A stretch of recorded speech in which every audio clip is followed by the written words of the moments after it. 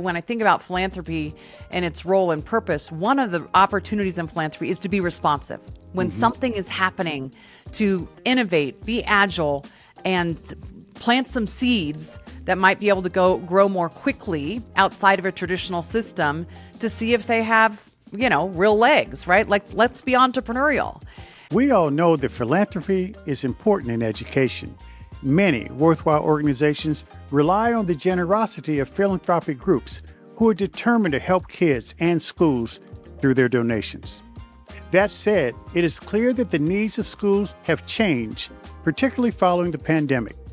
How has education philanthropy changed in recent years? And where do we expect future philanthropy to focus their support for schools? This is what I want to know, and today I'm joined by Hanna Skandera to find out.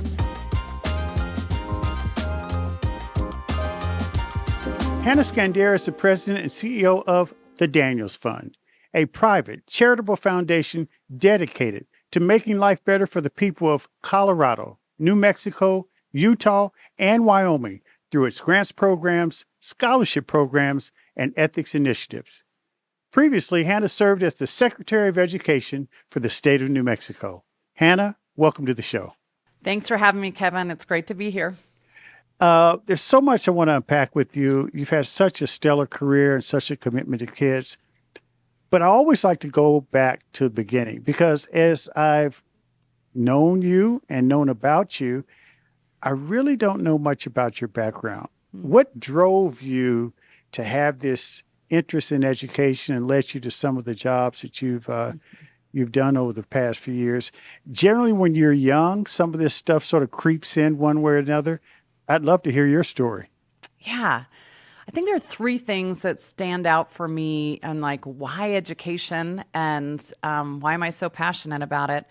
Starting with, as you said, when I was younger, I actually, if I look at my education career, I was home educated, went to a small parochial school, and went to public, and felt like I had this menu of incredible opportunities that deeply influenced me, that kind of led into what I'll call my paradigm about education, and that is that it's fundamentally game-changing. That the opportunities that we give young people can change the trajectory of their lives. And somewhere in the middle of that journey myself, I started a nonprofit when I was a senior in high school, was in public schools all over California. It was a peer education program.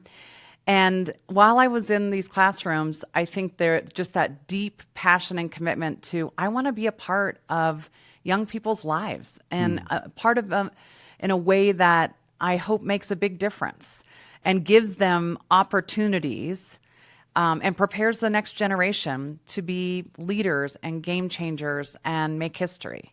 And Wow. I don't want to promise that I've done that, but that was the passion behind my love for education and my conviction of how important it is. What's fascinating about that is, and I even think about young kids today,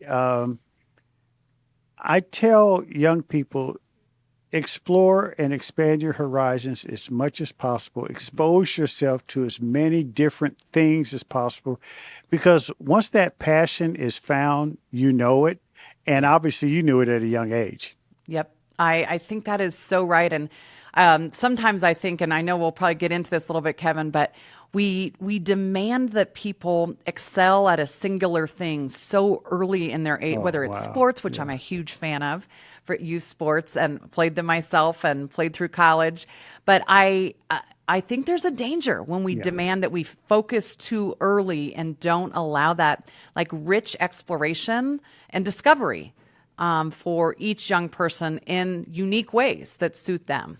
Yeah. And also I think that, you have various times and stages in your life, your career, and you change, you grow, hopefully, and your interests change and grow. If you have that core passion around one thing, even if you do that, like the work we both have done in education has taken on different dimensions So true. over time. I'll never forget, candidly, I don't know what you made me think about this when I was in public office in D.C. and some reporter wrote an op-ed about me and said, Kevin Chavous, the headline, Kevin Chavous doesn't know what he wants to be when he grows up, because she was riding on the heels of my first book coming out. He wants to be an author. He wants to be mayor. He wants to be an education activist. He wants to be a lawyer. And, when she called about it and said, I know you're mad at me, I said, no, actually, I'm happy because I don't think we should be stuck in one thing if we feel there are a lot of things that we have interest in. And today's young people, Hannah, as I see it, they have an opportunity to expose themselves to so many different things in ways that we couldn't. The world comes to them. Yeah. There is so much, I mean, whether it's technology creating a platform, if you will, for venues of opportunity and different ways to access education, frankly. Yeah. It's unbelievable. And I mean, to me, now more than ever, and this is where I get really excited about choice and opportunities that for families, because there are more choices on the table than we've had, in my opinion, and maybe ever in our history in the United States. I actually believe choice is being redefined, and I actually believe the public component of public education is being redefined. I think, historically at different points in our country's history, education has been used as a piece, and I think we're entering a new era around what is the purpose of education in America today. Yeah, and that's a good segue, because I obviously want to talk to you about your work with the Daniels Fund and philanthropy and education generally. But since we're talking about literally the state of education, what's your assessment of where we are now as opposed to where we need to be with regard to education in America? Yeah.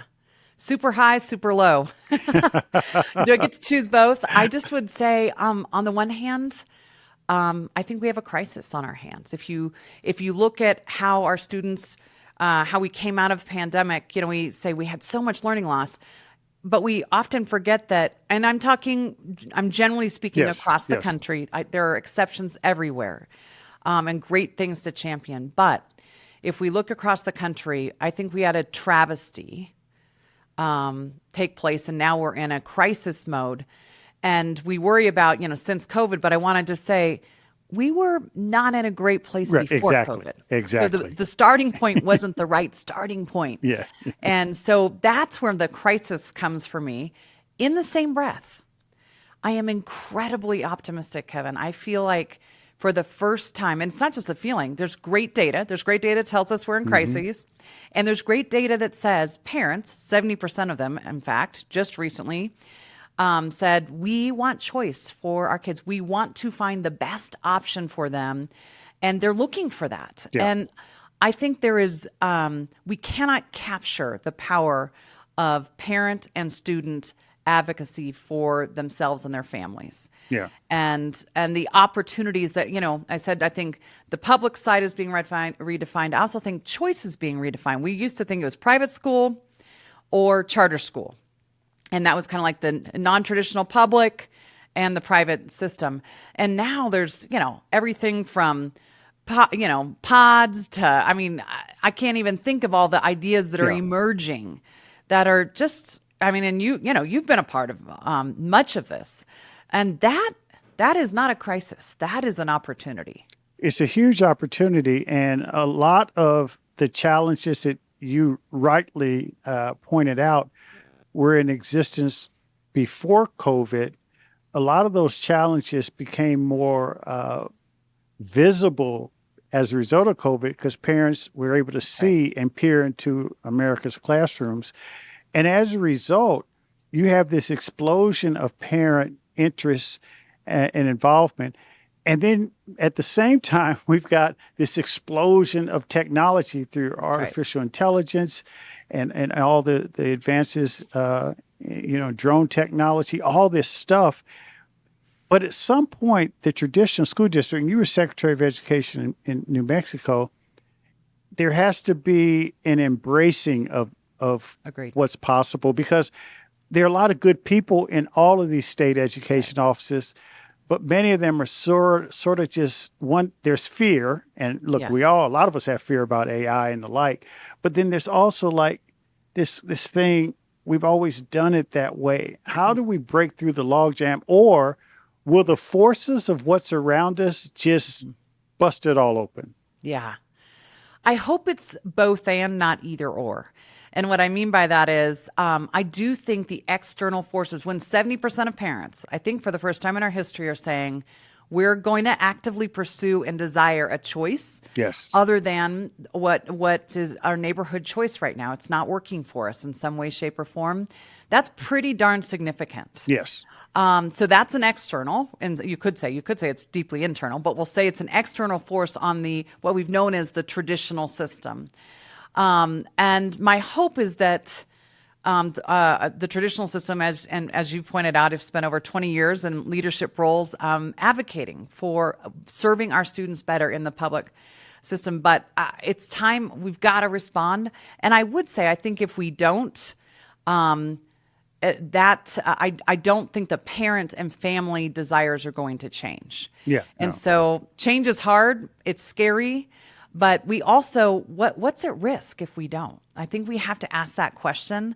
And to me, there's the imperative of preparing the next generation to lead in this country, to be game changers in this country, and to put forth a vision for this country that it desperately needs as we move forward into this next wave. And that, to me, is a clarion call for being responsive. I want to ask you one other thing, another topic, and you were, before we get to the philanthropy question, you were Secretary of Education in New Mexico. You dealt quite a bit with the Native American communities. Talk a little bit about, those challenges and opportunities, because we see today in places like New Mexico and other Western states that those challenges seem to be increasing, and yet at the same time, similar to the state of education generally, there are more opportunities as some of the younger leadership takes hold in some of these tribes. And I know you dealt directly with that. I just felt I'd be remiss if I didn't ask you about it. Yeah. When I was, as you said, in New Mexico, there are 23 tribes and pueblos in New Mexico. And we had incredible opportunities to think about how do we reach and serve Native American students better? Because let's just get real. We've done a really poor job. Exactly. A really poor job. And while I was there, we were able to see the largest increase in the number of students, Native American students, not only taking AP courses in the country from a percentage point of our student population, but also passing. Wow. And I just want to say that's where, it's one thing to offer something. It's another thing to see students persist and succeed. And so I was really proud of that because it created an opportunity. And one of the ways we did that is we, through the leadership of Governor Susana Martinez, we funded it. We said, we're going to cover the costs. And then we translated the majority of our students, although we had 23 tribes and pueblos, the majority were Navajo. And so Dene is the language they spoke. And so we translated these opportunities into Dene and really did a full court press. In communities on the ground. And part of this is building trust and relationships so that you're able to listen and hear what is it that your students need. So we'll bring opportunities, but we also want to hear and be responsive. And so we did, wherever possible, we did translating. Most native languages are sacred, so they cannot be written. But whenever we could, Dene was able to be translated. We translated reading opportunities for younger children, and then this AP opportunity in high school, and created opportunities so that we began to. I think we had a long way to go. I just want to be really clear. But opening up pathways for Native American students to thrive. There were several charter schools that we supported and acknowledged that were really focused on language and Native, honoring Native tradition. Yeah. And we felt like that was really important. And certainly here now in my role at the Daniels Fund, we do the same thing. And I'll look forward to sharing some specifics around some investments we've made in New Mexico with native tribes and pueblos as well. And I know you did a lot of great work. That's why I wanted to mention that and have you elaborate on it. Your work at the Daniels Fund. Talk a little bit about what you're doing and some of those investments, because the role of education philanthropy is slowly changing, similar to the role of our schools, and COVID has sort of exacerbated that. But still, the need is strong, and I've always thought that the philanthropic community, and I'm well aware of the Daniels Fund and some of your board members and the founders. I mean, you folks have had great intentions, but you have to face a great need. So as you talk about what you do and how you do it, also talk about that kind of selection process, because sometimes it's hard when there's so many people with so many needs and so many people with good ideas to meet those needs. Yeah, such a great point. First of all, I just have to say, I feel like I have the best job in the world. I love what we get to do here. And it's an honor and a privilege, and I really believe that. So Bill Daniels, who's a cable pioneer who launched the Daniels Fund just over 20 years ago, started with $1 billion. We've now given away $1 billion and we're about a $1.6 billion fund. So we've had the opportunity to give a lot. And he was really clear about what he wanted to invest in. 4 states, Utah, Wyoming, New Mexico, and Colorado, and 8 giving areas and scholarships for education, because he believed education was game-changing as well. And I'll hone in, those 8 areas were very personal to him, and we've been really diligent to steward his intent. But I think for our conversation, I'll just say he was a huge believer in education and a huge believer in education choice. Yes. And this is going back, over 20 years ago. And he literally put in his bylaws the importance of choice and wanting to advocate and give young people those opportunities. And so we've established a goal of 100,000 new choice seats, whether that's private, public, traditional charter, pods, you name it, in our 4-state region by 2030. And so that's an aggressive goal for us, Yes. But we have a conviction that Bill Daniels would be all about that. And the time is now. And so when I think about philanthropy and its role and purpose, one of the opportunities in philanthropy is to be responsive. When something is happening, to innovate, be agile, and plant some seeds that might be able to grow more quickly outside of a traditional system to see if they have, real legs, right? Like, let's be entrepreneurial. And so we have that choice goal that is a big piece of what we invest in. And then I mentioned the scholarships. We give over 200 scholarships a year. Many of them full cost of attendance, not just full ride, but full cost of attendance. That's covering, housing, flying back and forth to home, all the things. Wow. So real deep commitment to giving young people an opportunity to rise and to be the best version of themselves and to have agency and the ability to make choices that at a young age that then equip them to make more and more choices independently as they come into adulthood. Well, what about the selection process? When you figure out the scholarship recipients, and even as you, ruminate over which funding group would best meet Bill's vision of 100,000 new seats, because a lot of folks are doing a lot of different things. Spot on. So a couple things I'll say, guys. First of all, once and again, I'll go back to Bill Daniels and what he articulated. He was an entrepreneur. He was a free market capitalist and loved the entrepreneurial system and capitalism. And so we do look for leaders and education venues that are embracing this opportunity of choice and equipping students to understand choice and what's ahead. I also will say he was a patriot and he loved this country. And so we also look for schools that are committed to continuing to teach young people the basics, the foundational things you need to know to be an engaged citizen. Because we believe that if you know your basics, you're better equipped to be engaged and be community leaders and involved in your community as you grow older. I will also say, when it comes to our scholarship side, so once kids have graduated the K-12 system, Bill Daniels was clear. Students need to have need. So our students all have need. Over a third of them are first-generation students. Our students absolutely reflect the communities they come from. And so we have a really incredible, rich mix of young people coming together every year. We bring them together, 200 plus scholars meeting each other every year. That represent their communities and represent to other communities their communities. So there's a great opportunity for them to grow and meet other young people and learn from them. We also look for grit, perseverance, character, young people who are committed to giving back. And that can be in small ways. This is not about grandiose things. It's about showing kind of that diamond in the rough. And he actually used that language. He was a diamond in the rough. He actually never got beyond an associate's degree.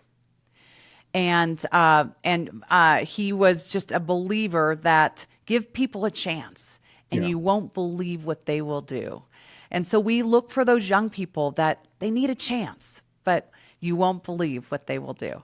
So many people, Hannah, today both bemoan and celebrate today's youth. You know, this digital age, the Instagram, TikTok influence. And some people say, well, you know, this is sort of this generation, they're not as hardened, they don't have as much focus, but they also are more knowledgeable and oftentimes are more passionate about their beliefs.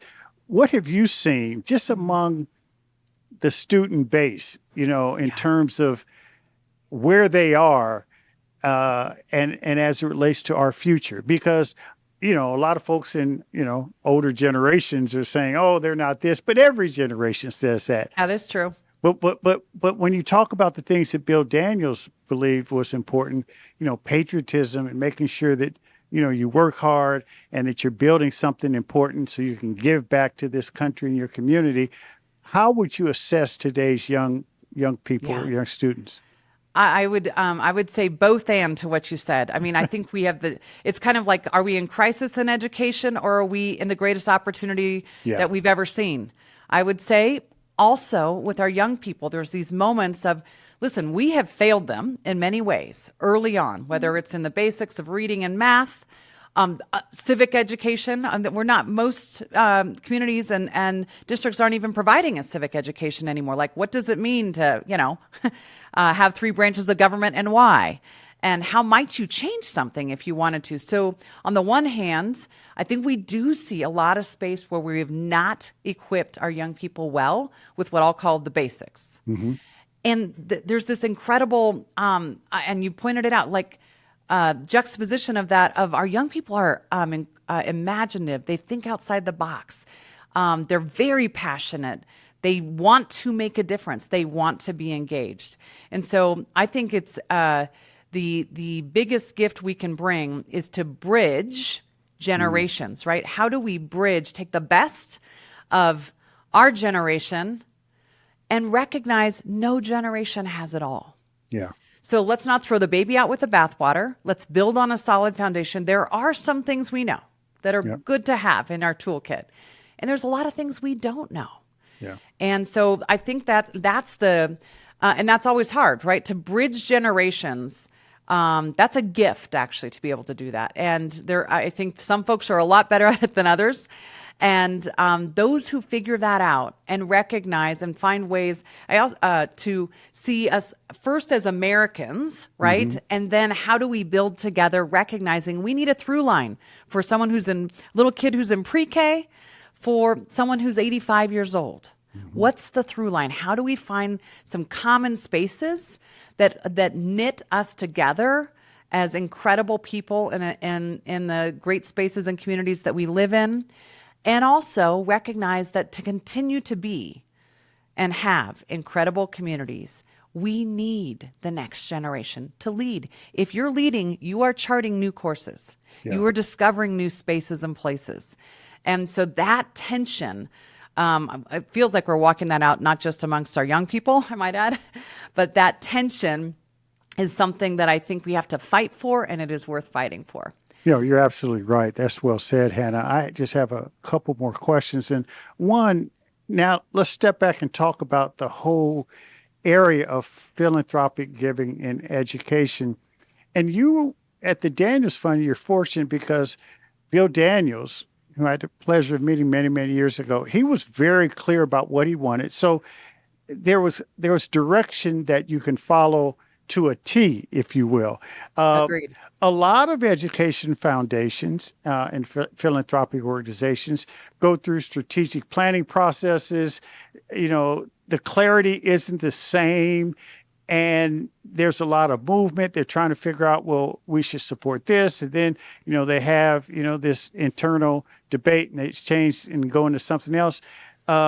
It's led people who often seek support from these organizations kind of chasing their tail and even changing their application process. I mean, and you know exactly what I'm talking about. So talk a little bit about where you see education philanthropy organizations as a whole outside of the Daniels Fund and how it can lead to better outcomes. Because, from an outside point of view and knowing people who rely on these organizations, the lack of clarity, and I'm not being critical, just factual, the lack of clarity often makes it hard for people to get that support.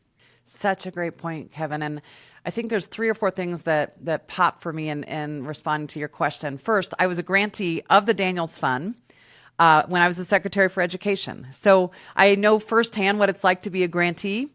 And it is true that many times philanthropy, in my opinion, we're not as humble as we should be, first of all, and how we approach giving. We don't have all the answers, but it's easy to think you do when you don't have need.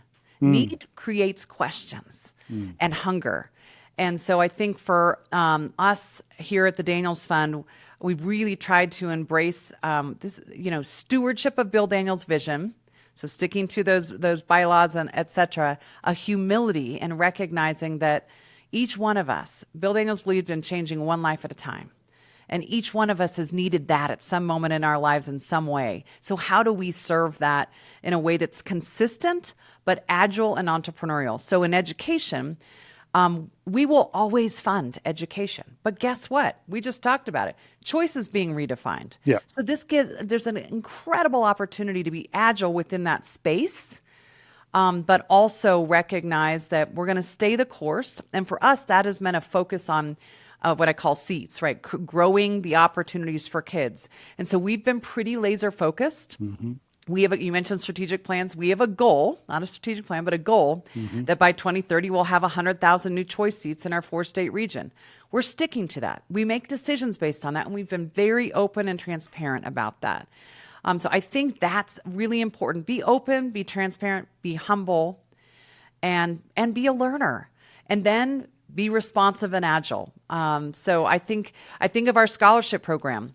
Bill Daniels was loved, 4-year. He didn't have a 4-year college experience and wanted young people to experience that. We, though, have just carved out part of our scholarship allocation to what we call Boundless Opportunity Scholarship for non-traditional students for credentialing and certification. So that it's responsive. Not everybody may choose a 4-year pathway, but they may need a boost for upward mobility. And that might be a certificate or a credential.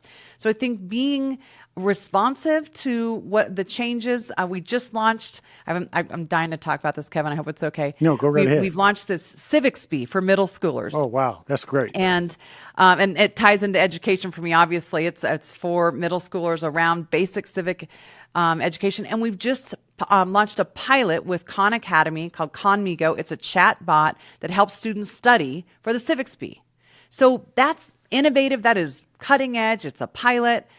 But civics, you could say, that's not a brand new idea. It's an idea that believes that there's some things that we should know so we can be engaged citizens, right?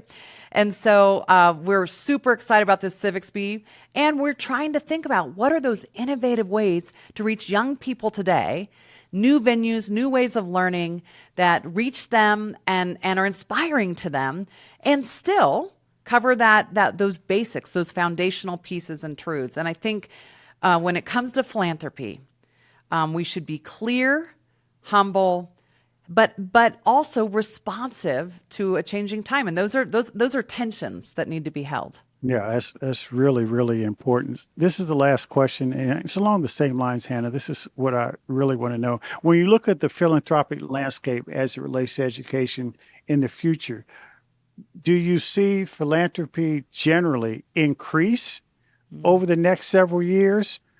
Or do you see people pulling back because of some of the other needs out there and, healthcare and homelessness? Great question.